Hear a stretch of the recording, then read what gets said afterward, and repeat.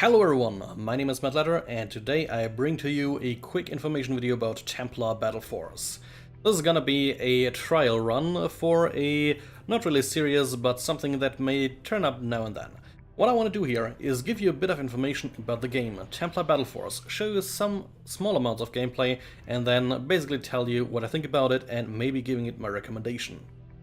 This time around I have for you Templar Battleforce, a game that's probably best described as the best space hull game that is not explicitly Warhammer 40k, even though it's basically not exactly 40k, but a lot of the tropes, a lot of the flair is just straight up similar. We're fighting against the equivalent of Tyranids, or if you're not familiar with those guys, are basically Zerg or biological life forms of a way engineered for battle. So, let's go ahead and basically just start a quick new campaign. We're gonna just leave everything as is, we're gonna play on the normal difficulty. There's a lot higher shit here, so if you like replaying games on challenging modes, there you go. Base is covered. You can go for permadeath, you can skip the initial 5 levels, basically until the tutorial-y part is over, but let's not do that. We're gonna go straight for playing. Year 12.01 AE, 3 generations of the Grand Exodus. Our ancestors fled from war and oppression. They left behind the charred ruins of the galactic core. Millions of Star Traders spread to the solar winds. Our people seek a new home among the stars. But our convoy has become separated. We have lost contact with the main fleet. Alone now, we are their sole protectors. We are the Templar Knights. Chief Science Officer Thrall requesting an audience. We should drop into orbit of a nearby world and explore this fascinating space anomaly. There are nothing but barren worlds here, Officer Thrall. Templar Command will support the decision of the faction princes. However, even slowing to scan these worlds is risky. Warning! Out of the emptiness of space, come the Xeno. Evasive action, now! The righteous fallen strike cruiser must hold the rear guard. The Air Prima will escort the colony hives.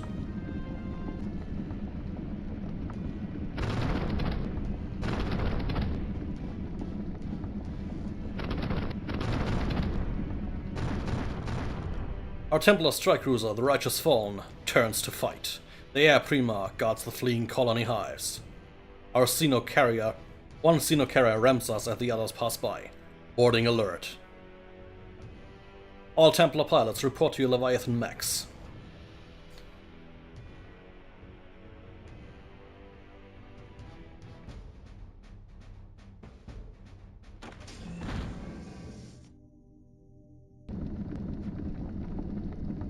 I'm getting heavy interference, but I'm picking up another Templar on 12th deck, Kappa sector. This is the Communications Sergeant Kathos. Do you copy? Yes, I do. This is Corporal Rayleigh, Blade Class Leviathan. I was separated from our squad. The corridor collapsed in a blast. Copy that, Corporal. Severe casualties have been reported on all preceding decks. We have reports of fire spreading throughout ruptured bulkheads on deck 12. A full withdrawal has been ordered. There are 2 other Templars left on your deck, Major Luther and Soldier DeLon. The Major is requesting support from any surviving Knights at bulkhead E6. New objective! And there I saw something skittering. Copy that, Sergeant. Templar moving out. Okay, so move a Templar by double-clicking on your destination. First click sets the destination and the second confirms and starts moving. When your Templar's 6 move points MP are depleted, use the end turn button, key enter, to finish the turn. Okay, so this now finally gives us a chance to talk about the game before we dive headlong in even deeper. So you may have noticed the graphics of this game are not the hottest 3D shit ever made. But frankly, if you're into strategy games, you may know already graphics ain't everything, and this game in particular does a great and amazing things with very little graphically. The game looks okay in my opinion. Even if you close up, there's basically not much loss on the graphics. It's got style, it's got flair, but the most negative thing you can probably tell about the entire game is UI design. It's not the greatest UI, it's workable, serviceable, but sometimes it's pretty clunky. But honestly, after playing it for a couple hours, I'm not even sure that's that much of a negative. It fits the flair, it works, and that's basically all you can expect, I think. So, let's continue on here. Sergeant Cathos, I have multiple hostile readings on approaching fast. They are aware the room ahead was a security checkpoint. Use its fortifications to your advantage. Okay, we have some spots here that grant us additional defense. When your turn runs out, press and turn. We shall do that. And hear the growling. So, let's move over here. Xenos skitterings have infiltrated the ship's internals by the hundreds. They are pouring out of every crack and vent. Use slash to kill at close range. Use to apply a plasma pistol with precision fire. Click on a talent to activate. I need to use the remnants of this barricade as a choke point against the skitterings. With no option for battlefield healing, I need to use every tactical advantage I can to avoid damage. So, 3 enemies out here. Well, let's take a look. Skitterings, 58 points. Some values, 10 armor, 32 deflection, select target for hit percentage and damage. So, let's check our precision fire. We can see our radius here, and click. There we go. For a profit, Shaloon. Each knight has 5 action points to spend every turn, and each attack costs 2 AP. As Templars engage the Leviathan battle armor in combat actions, their mobility is reduced for the rest of the turn. Therefore, when a Templar spends AP, the same number of MP is consumed. There you go. Not that hard to understand. We shall end turn and let them come to us.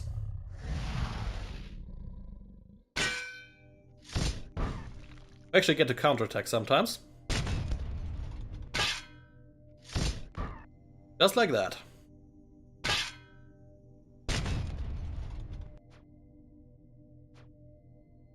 By blood and steel! Whenever a melee specialist Templar defends against an attack, that Templar has a chance to counterattack. Beware, Xeno are deadly at close range and will also get a chance at counterattack. Damnation, what was that? The ship's engineering team is trying to contain the damage, and they are closing the blast doors to stop the fire spread. We must get clear of that area, Templar. Move quickly to reach Soldier Delon. His position is being overrun. Okay. Objectives up here. There we go. Reinforce Major Luther at the bulkhead E6 and reinforce Soldier Delon at the platform in Kappa sector deck 12. Let's quickly take care of that beast. Or this outright. There we go. And now let's start moving.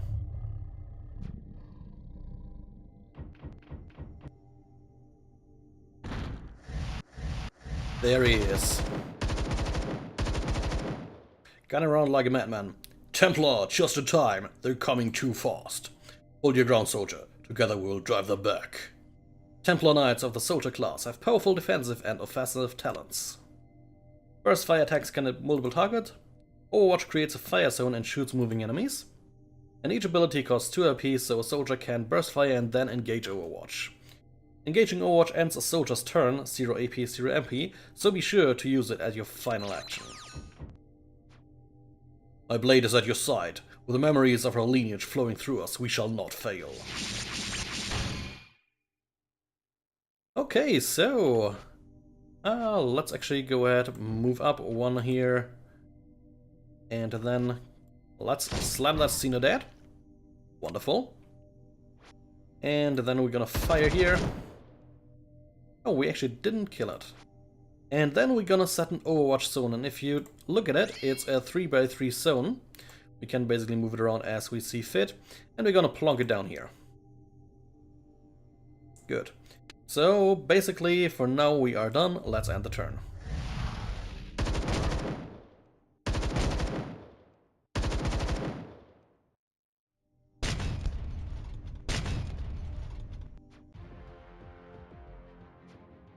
The soldier has been shaken.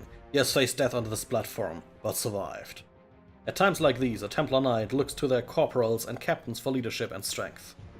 Buff adjacent Templars with plus accuracy and plus dodge.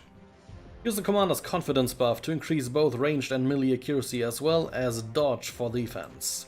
All buffs cover a box of 9 tiles. If we stand shoulder to shoulder, it can target multiple Templars. We move down, we use the buff, there we go. And now, smack that guy. You fire at that beast. And then we go for another Overwatch out here. And turn.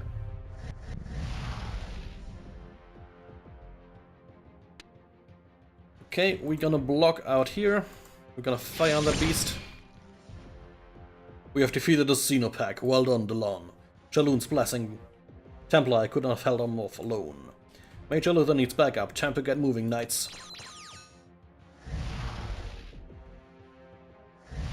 Yeah, that's the big breach up here. The bulkhead gate is still jammed and Xeno are pouring through. We are on our way. And that we shall be indeed.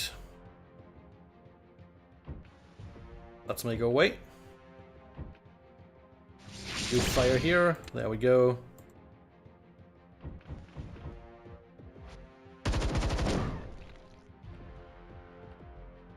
Good. Out of movement points. Let's end the turn. Some enemies coming in from the backside here. Let's move onward, slash that beast to bits, and continue moving.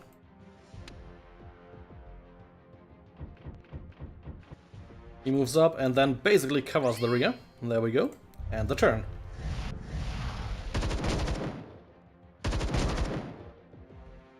Overwatch is great. Not just the game. In we move, let's slash at the beast. Ah, one didn't suffice in that moment. Seems we have to take care over here. Leviathan battle armor is a mighty feat of engineering. First designed for explorations and mining with the extreme pressure of gas giant planets, it has been long adapted for war. The battle suit's internal power source relies on kinetic reclamation during extended deployments.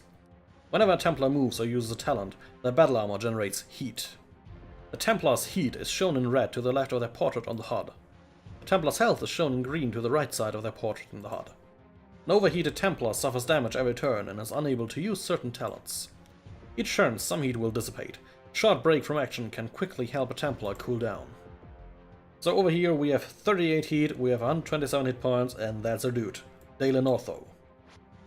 We're gonna plonk down another Overwatch just to be on the safe side.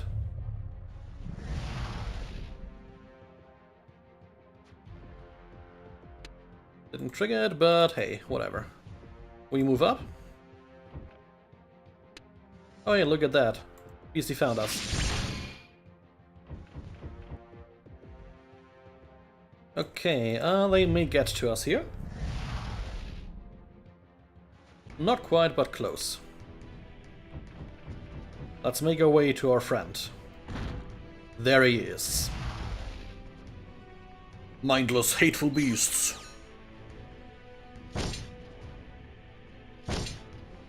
None of you shall pass my blade.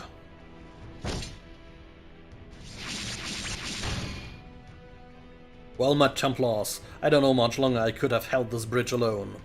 It is an honor, Major. We cut through this entire deck to reach you. My thanks. However, there's no time to talk. We must seal this bulkhead gate. Otherwise, the flow of xenofilth will not stop. One of you must reach the control room to the west and engage the manual locks. Once the gates are closed, we can plan our next move. We will fall back and regroup on the starboard side of the ship, Major. Yes, we'll plan our next move. There's a functioning service elevator east of your positions. You will fall back. I heard you, Sergeant. Burst the gate. A security clearance will grant you access to the control room through either of the control room doors. Here or here. The control room is not far, but someone will have to make the risky dash. I'm not leaving this spot until every skittering on it is dead. Well then, Major Luther will stay to defend the bridge. His shield increases auto-block percentage and makes him a more defensive fighter. Okay, sounds great to me, let's move. You will probably stay back here and do a bit of good old shooting. Alright, we can control him now as well. So we can basically do crazy good new shit. We have a high level slash ability, we have a blade weave which attacks all around him, and we have grenades. So let's save something up in next turn. We're gonna be defensive here all the way.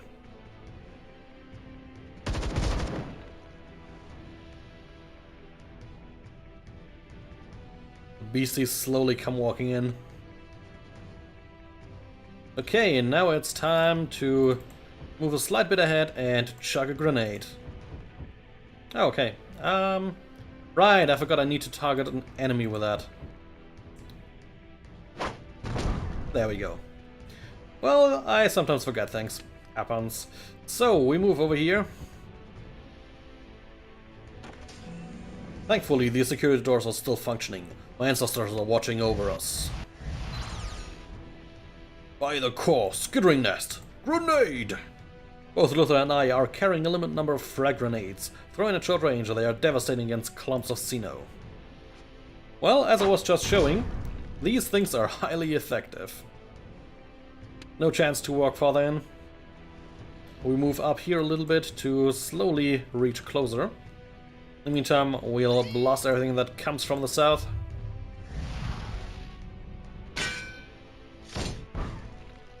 Luther is a bitching ass melee fighter. He'll rarely take damage from simple enemies, at least not much. And oftentimes he will just slaughter them on the backside. More enemies down here. Let's fire at them. Not a kill, sadly. Good. That's that. Oops, no, we want you selected, my friend. Down you go. One or two rounds more, then we're done there. In the meantime, let's attack some soldiers here. Soldiers, enemies, that is. There we go. Two more down.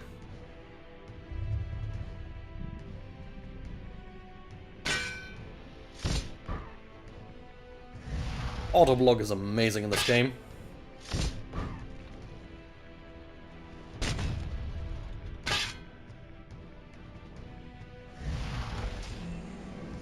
More and more enemies coming.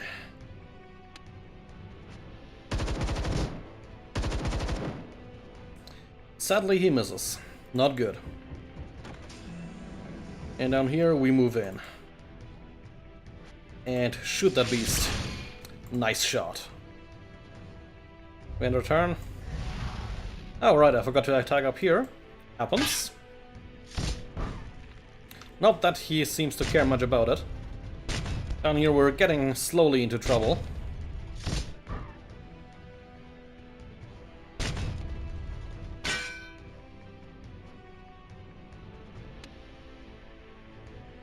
Okay, let's move in.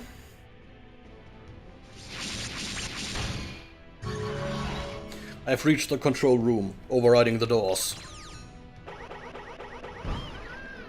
Finally, the flow xeno has been cut off. The doors are sealed. Templars, rally to me. Good work, knights. You have secured what is left of the 12th deck against the xeno forces. With all of our comm relays down, I'm in and out of contact with the Templar force on 10th deck. They're facing the main xeno boarding army. I've alerted their defensive perimeter that you're coming in. Come, Sergeant Cathers. Why aren't the gun batteries firing into the alien vessel? Our main battle guns were lost when they rammed us. It's impossible to get them firing again. Both gun decks were destroyed? No, but the power relays from the main engines have been damaged and disabled. Deck 14 is completely lost to the xeno. We cannot retreat, Cathos. Templar! Stand with me, knights. The service elevator should take us down to Deck 14. If we can get those gun batteries back online, we'll be able to shred that alien abomination with the starboard guns. You will almost certainly be killed. Deck 14 was completely lost. Not like we give a shit, apparently. We cannot retreat. Not now. Not when there is a chance. We have survived this long buried beneath enemy lines. The odds of success may be low, but a risk could turn this battle.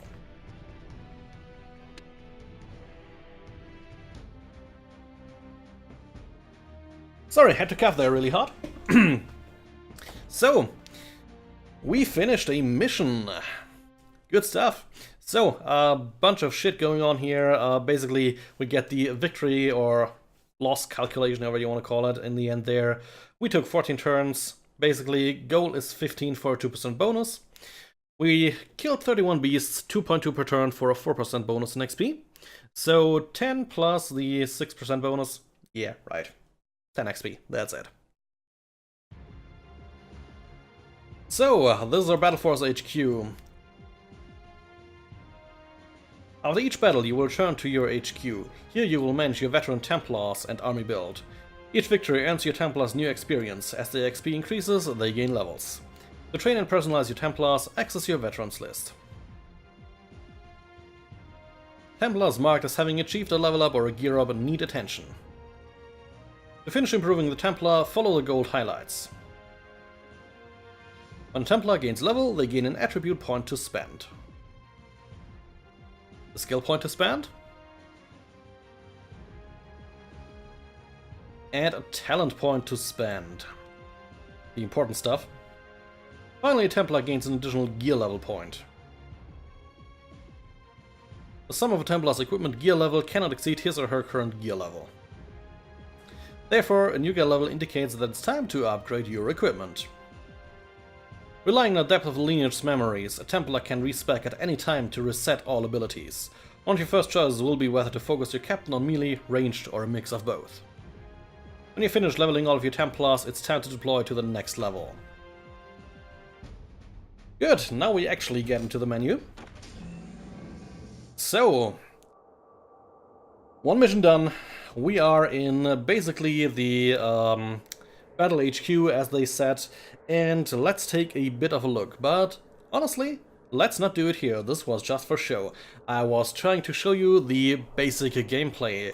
We're gonna go out, yes, unsafe changes, and we're gonna go to a safe game that's a fairly bit higher level, and don't mind the name. Just so I can show you some awesome things. So, you have a variety of soldiers. Let's go to our captain in this campaign named Electi. So, let's quickly go through it without going into too much detail here. All of your characters have the same stats and the same skills, and they determine what your characters are good at. Fortitude, willpower, focus, strength, and quickness are the attributes, and the skills are gunnery, warrior for mostly melee stuff, tactics, evasion, and grenades. You have your dice pools down here. There's a whole internal system how they work. We'll not go into detail here, just to say there's plenty for stat crunchers to do. And then you have your talents. As you see me scrolling, there's a lot of stuff still locked. I'll show you how that's working out in a moment. And basically, yeah, we have a, you could say, melee commander here in our campaign. The captain is near exclusively focused on melees and grenades. So, what else do we have? We have equipment. This is the equipment screen for every soldier. Basically, depending on the class of soldier, so far we've got to know the captain and the soldier, we can choose different armors. These armors have various armor ratings, deflection ratings, and additional capabilities. For example, the Heavy Leviathan. We could use this thing, but it reduces our movement cost, which is not that great for a melee guy. And you can already see in the brackets there's various classes mentioned. Not just captain and soldier, but berserker, paladins, and do we have anyone else? No, those are the few mentioned here. We have a slot for our armor, we have a slot for offhand, for main hand, and two basically add-ons. In this case, we can, for example, take shields out or sidearms. In this case, since we're melee building with this captain here, it's a war shield, giving us some additional cool buffs here. We also have a heavy war blade. The other option would be a normal blade, not too many updates here yet. We also have the war gear down here, various many-fold bonuses we can choose amongst, and the pilot kit, which also gives us some more customization options. So, we cannot just do that, we can also design how our characters look. Each and every one we can rename, we can give them a proper image here, and we can select how the armor looks. Now some of them do remind you in fact of some Warhammer 40k things. Well, Guess where it comes from. So, let's go back real quick and check out the amazing tech tree. This thing is huge, and it's got a lot of fun stuff in there. Basically, when you start the game, you start out with the first few technologies up here. They grant you various, basically, abilities. In this case, basic command unlocks soldiers for recruitment, as well as the calling shot talent. The next one here unlocks scouts for recruitment and some scout talents. So, essentially, the entire tree is cut up into different subclasses of our soldiers, dedicated near exclusively to them. We have, for example, sorry, down here, or up here actually, the engineer and the scout. These two trees basically just allow you to upgrade more and more scout abilities, gain new ones, and sometimes, in the case of these outlying golden ones, gain relics. There's some good shit. I think we have one or two in the safe game, but I'm not too sure quite yet. So, basically, you get to unlock these classes, hire them, and work with them. Let's actually check out one or two of them. We do have an engineer here, Aurelius. He, for example, has a direct shot, a ranged ability, a grapple, which is a low-class melee. He has a power field, which just basically buffs us up. He can capture points, which is additional gameplay. He has also the sensor kit scan, which is basically just a long-range scan that's amazing to have. Sentry turrets, pirate turrets, and a whole lot of other things. This guy walks around with a revolver and basically a power fist.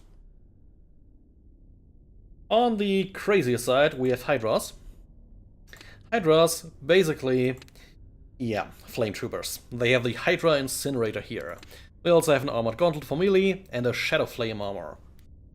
These guys have various terrain control abilities, for example, like the napalm charge.